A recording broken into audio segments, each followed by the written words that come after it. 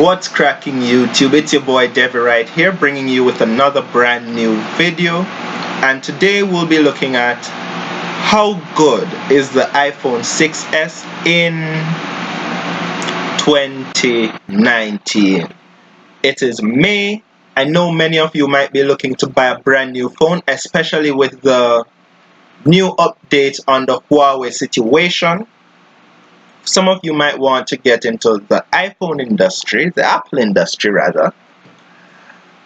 The ecosystem is the better way to describe it. So I'll be showing you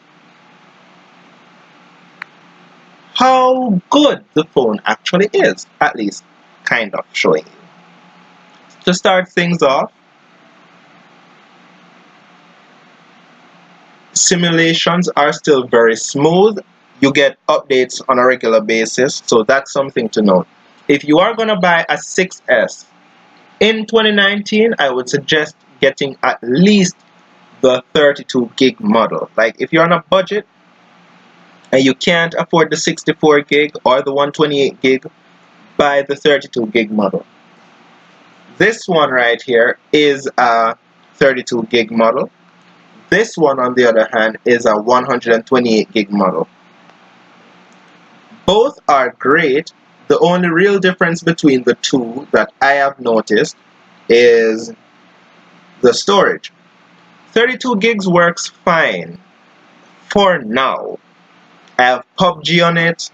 I have well over 2,000 songs downloaded on the phone. I had, along with those songs and stuff, movies downloaded on the phone separate from Netflix and all the other movie applications as well. I have Facebook, I have Instagram, YouTube, Messenger, Copa Airlines, Yahoo Mail, Wordscapes, Choices, Politics and War, OneFootball, Google Photos, Discord, Google Maps, and I've downloaded maps of the Google Maps so that I can use it offline. So I've downloaded entire countries onto the phone, and I'm still having enough space. I have Spanish Dictionary, Wattpad, Boomerang, Steam, Harry Potter. That's an actual game now on the App Store, by the way.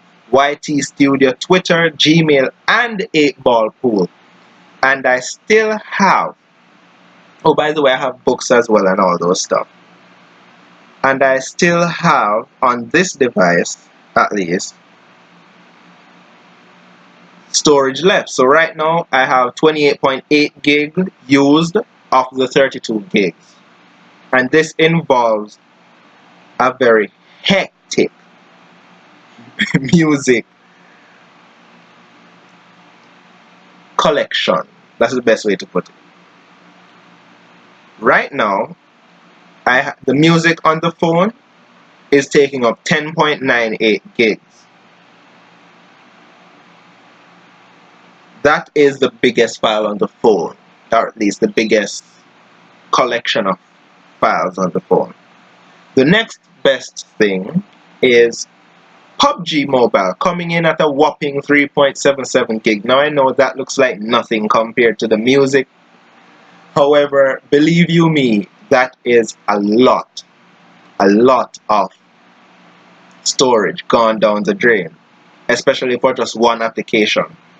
Photos takes up a very meager 563 megs, and that's primarily because I use iCloud to store most of the photos, and whenever iCloud goes on with its foolishness telling me that it's full, I just upload the rest of them to Google Photos. So I have both Google Photos and the actual Photos app on the phone, and all my photos are synced to both. So photos, they aren't really stored on the phone more or less, so that's why it's so small, I guess you could say. WhatsApp apparently takes up 1 gig. However, that's probably because of videos and so, which haven't yet been uploaded to either Google Photos or iCloud. So I'll look into that afterward. But other than those, everything else is relatively small. And once you can get everything else to be relatively small. So like instead of getting Facebook on the phone, if you're very tight on space, instead of getting Facebook on the phone, you would probably use Facebook online or just stick with Messenger. I don't know. You can work around the system and get it working. Now, before I move on, if you are going to buy the 32 gig or the 16 gig model and you would like to have a ton of songs on your phone, make sure you have a laptop, make sure it has iTunes on it, plug it in, have all your music in iTunes, and convert all the files to the lowest bit rate available for each song. So while you're syncing it, you will see that it allows you to convert everything to a lower bit rate. So jumping from, what's the highest, 320 kbs to 192, for example. That right there, while people might argue that it lowers the quality of the song, it's not really noticeable to the ear if you're using a normal headphone or a normal anything really. You don't really notice the difference in quality, especially if you play around with your equalizer. But what it does do is allow the music to take up far less space than if you kept them at the highest bit rate that they can be kept at. Is the phone usable in 2019? Like I said, it's very much usable. This one's off, probably dead at the moment. But judging from this one, it's very usable. And you can see, let's see, let's go YouTube. Comes right up. I think that was in before, so let me clear everything. Oh wow, I had so much apps. So as you can see, there's nothing in there now. Let's open this. Click on it first. Comes up. I don't even know what that was. That was tips. I've never used that before. I don't use podcast either. It's up. Then go. Am I clicking it? No. Go here. This comes up really, really fast. And it's showing the iPhones right there, so you can see two of them. One's online, one's offline at the moment. Then you have Find Friends. Don't use this either. It's up. Then you, oh, really? I have to do this? Then you have Contact, Files, the Watch app. I never use this, so if you realize it takes forever to load it up, in a sense. YouTube. YouTube is up. Instagram. Instagram takes little to no time to upload depending on what is on the screen. It loaded the video before it loaded the actual app. Moving on, Copa Airlines. This should take no time as well.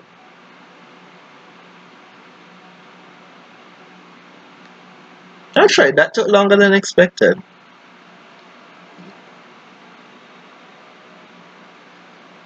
Yahoo Mail came up. Let's try PUBG. So what I'm gonna do, I'm gonna clear all of these apps.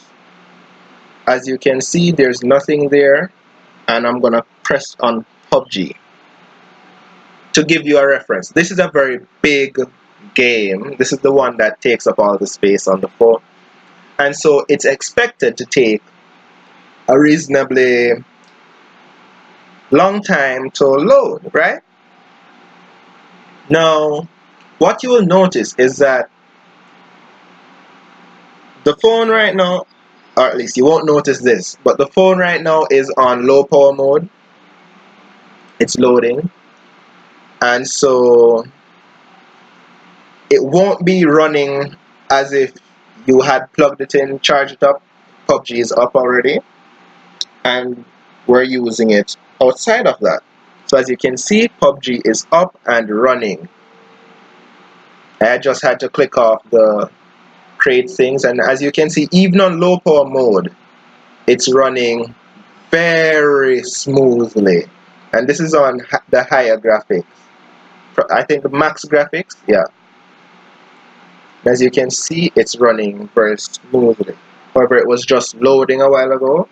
I'm guessing because something is downloading on the laptop, so the internet, or I clicked on something, but as you can see, it runs quite smoothly. Jumping out of PUBG and jumping into Wattpad.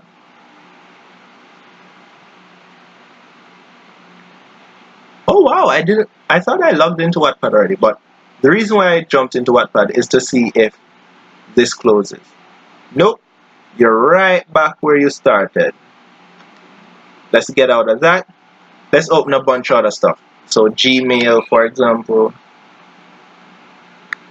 It's Netflix as well. I just clicked on Netflix. It's up. Google Maps.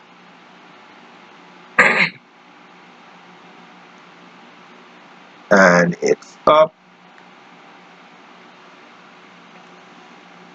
YouTube. I'm just gonna open a bunch of random stuff, and then we're gonna see how well it holds up. This will be the last test I do to actually show you guys that yes, the iPhone 6s is still very much usable in the game in 2019 to play games, to take pictures.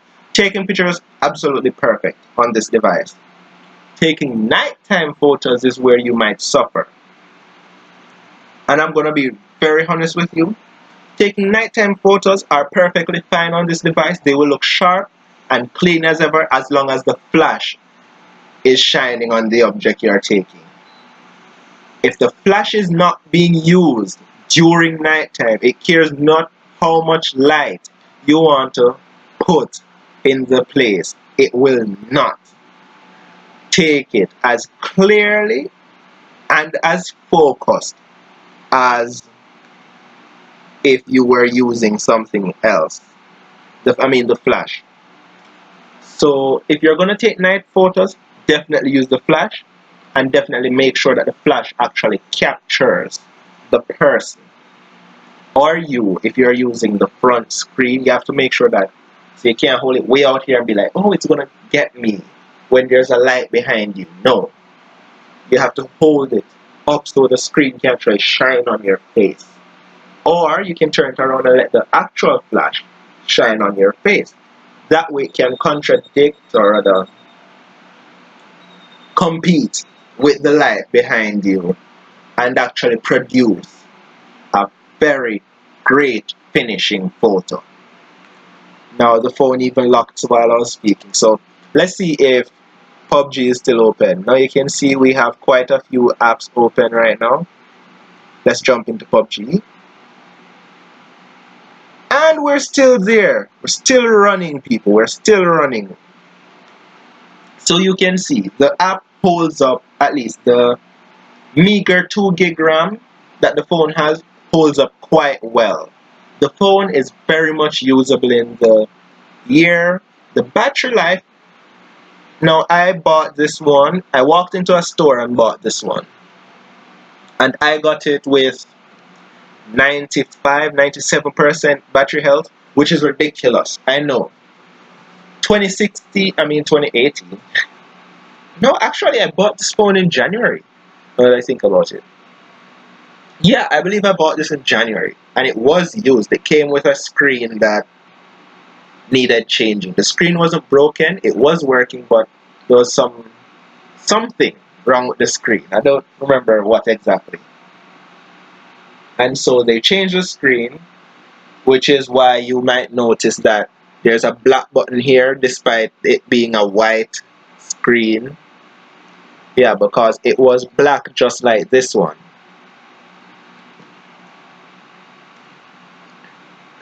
So I bought this phone. It had 97%, 95% battery health, which is a very, very great amount to have. This one had 93, I believe, or the same 95. And right now, which is months later, and people, I kill this phone every single day. I use it till it dies, use it till it dies, use it till it dies. And right now, it has, let's see. Where do you find this again? I hardly go into the setting for it, so battery, right? Battery health. Right now it has, yeah, you won't be able to see this, but right now it has 87, maybe you can. Yeah, 87% battery health. Maximum capacity, you can see. Yeah, and that's not a photo, by the way. I know some people might say, oh, that's just a photo you took. No, see? That's not a photo. That's the actual settings. You can click on another settings and get in. Coming out, you can actually see the settings icon. Yes, that was the actual settings for the phone. And as such, you can see that the phone battery holds up very well despite it being charged repeatedly, probably 2-3 times a day, because I'm videoing with the phone in 4K possibly or such. You know that's going to kill the battery very quickly, especially with the brightness turned all the way up. Now, the only disadvantage I have with this phone right now is in broad daylight, it is not the best screen to have. Keep in mind, I have a very thick screen protector on this device at the moment. I believe this is the glass one as well. And so that takes away from the actual brightness of the screen. However, even counting in that, the screen is really dark in broad, direct light. Not light from like the roof light or such, but sunlight. The phone doesn't really compete well against the direct sunlight. Now, it was nice speaking to you guys about it. Make sure you do go and get one of these if you're looking for a phone to buy. They are totally affordable and working in 2019. And they will most likely last you for another 2, 3, 4 years or so. You might have to change the battery by the 4th year, but yeah, it will all work in your favor in the end. They're going relatively cheap right now. You can get them for around 150 US dollars. On eBay, I'm not sure about Amazon. Amazon has always been far more expensive, but you can probably get it on Amazon too. Probably not the 128 gig that might cost you like $450 or something on Amazon, but you can definitely get the 32 gig cheap as well, around 200 or less on Amazon. So if you don't trust eBay, you can always go and check on Amazon and find the same thing there. Now, without further ado, it has been great speaking to you guys about the iPhone 6s, and I look forward to doing another video about this phone, maybe at the end of the year, to show you how well it is still holding up. And who knows, maybe I'll make a brand new video about this little guy right here. Yes, this is an iPhone 3GS. Still working, by the way, in 2019. So stay tuned for this video. Anyways, peace.